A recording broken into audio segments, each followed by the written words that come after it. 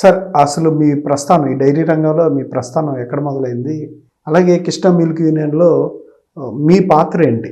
మా స్వగ్రామం మవ్వ దగ్గర నర్సంపాలెం అనే చిన్న గ్రామం కృష్ణా జిల్లాలో. నా విద్యాభ్యాసం అంతా కూడా మచిలీపట్నంలో 10th వరకు, తర్వాత +2 వరకు కూడా మచిలీపట్నం హిందూ కాలేజ్, హిందూ హై స్కూల్లో చేయడం జరిగింది. తర్వాత డైరీ టెక్నాలజీ చదవడానికి మన దేశంలోని ఎంత ప్రతిష్టాత్మకమైన national dairy research institute Karnal, Haryana వెళ్ళటం జరిగింది. అక్కడ గ్రాడ్యుయేషను, తర్వాత వెంటనే పోస్ట్ గ్రాడ్యుయేషన్ కూడా ఎన్డీఆర్ఐ కర్నాల్లో చేయటం జరిగింది. పోస్ట్ గ్రాడ్యుయేషన్లో భాగంగా ప్రాసెస్ చీజ్ మీద డిజర్టేషన్ రాసి దాంట్లో కూడా మంచి డిస్టింక్షన్ సాధించడం జరిగింది. తర్వాత 87లో పోస్ట్ గ్రాడ్యుయేషన్ హర్యానాలో పూర్తి చేసుకుని వెంటనే గల్ఫ్ వెళ్ళి అక్కడ వివిధ సంస్థల్లో క్వాలిటీలోను, అలాగే ఫ్యాక్టరీ మేనేజర్గాను అక్కడ పనిచేసి 6 ఏళ్ళు పనిచేసి తర్వాత ఇండియా తిరిగి వచ్చి మన ఇండియాలోనే అతిపెద్ద ఎక్విప్మెంట్ మ్యానుఫ్యాక్చరర్ ఆల్ఫా లెవెల్, తర్వాత టెట్రా ప్యాక్ ఇండియాలో ఆల్ ఇండియా హెడ్గా పనిచేయటం, తర్వాత హిందుస్థాన్ లీవర్లో ఆల్ ఇండియా డైరీ ఇన్ఛార్జిగాను పనిచేయటం జరిగింది. తర్వాత మన ఆంధ్రప్రదేశ్ తిరిగి వచ్చిన తర్వాత తిరుమల మిల్క్ ప్రొడక్ట్స్లో సీనియర్ జనరల్ మేనేజర్గా, తర్వాత పోర్ట్లోనూ ఉండటం జరిగింది. తర్వాత 2014లో తిరుమల మిల్క్ ప్రొడక్ట్స్ అనే కంపెనీని లాక్టాలిస్, గ్రూప్ ఏ లాక్టాలిస్ అని ఫ్రాన్స్ సంస్థ 2014లో కొనుగోలు చేశారు. దాంట్లో కూడా నేను చీఫ్ నెగోషియేటర్గా ప్రధాన భూమిని పోషించాను.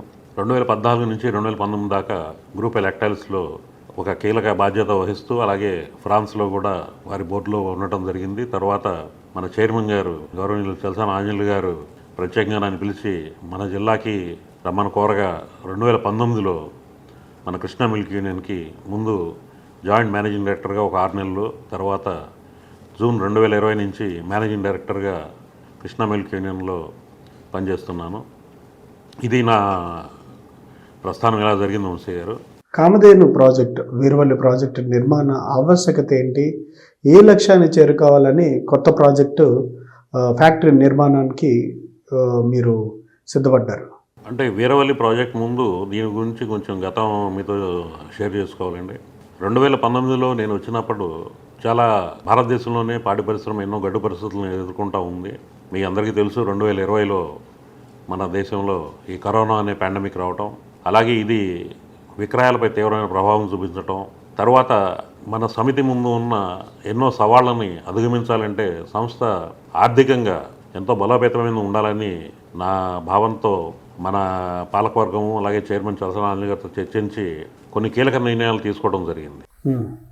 దీనివల్ల కొంచెం మార్కెట్ ఎక్స్పాన్షను, అలాగే రైతులకు మెరుగైన ధర ఇవ్వాలని చెప్పి దాదాపుగా 6 సార్లు ధర పెంచడం, అలాగే మార్కెటింగ్ జియోగ్రఫీని ఎప్పటికప్పుడు విస్తరించుకుంటూ కొత్త కొత్త వ్యూహాలు రచించుకుంటూ చేయటంతో మన బై ప్రొడక్ట్స్ అంటే పాలే కాకుండా పెరుగు, లస్సీ, బటర్ మిల్క్, అలాగే value added products, flavoured milk, paneer, మన ఇండిజినస్ మిల్క్ స్వీట్స్, ఇవన్నీ కూడా గణనీయంగా ఈ విక్రయాల్లో గణనీయమైన వృద్ధి సాధించాం. ఇక్కడ మన విజయవాడలో ఉన్న మిల్క్ ఫ్యాక్టరీలో కొన్ని కెపాసిటీకి పరిమితులు ఉన్నాయి. అంటే ముఖ్యంగా ఈ పెరుగు విక్రయాలు, పెరుగు అందులోనూ మన పెళ్ళిళ్ళకి, అలాగే హొరేకా సెగ్మెంట్ అంటే హోటల్స్, రెస్టారెంట్స్, క్యాటరింగ్ అవసరమయ్యే బకెట్ సేల్స్లో కూడా దాదాపుగా 23 నుంచి 27% వృద్ధి ఇయర్ ఆన్ ఇయర్ ప్రతి సంవత్సరం వృద్ధి సాధించుకుంటూ ఉంటే, ఇక్కడ రెఫ్రిజరేషన్ ఫెసిలిటీస్ కానీ, అలాగే కొంచెం ఈ ప్రాసెసింగ్ కెపాసిటీలో కొన్ని పరిమితులు ఉండటంతో కొత్త ఫ్యాక్టరీ గురించి ఆలోచించడం మొదలుపెట్టాం 2020లో.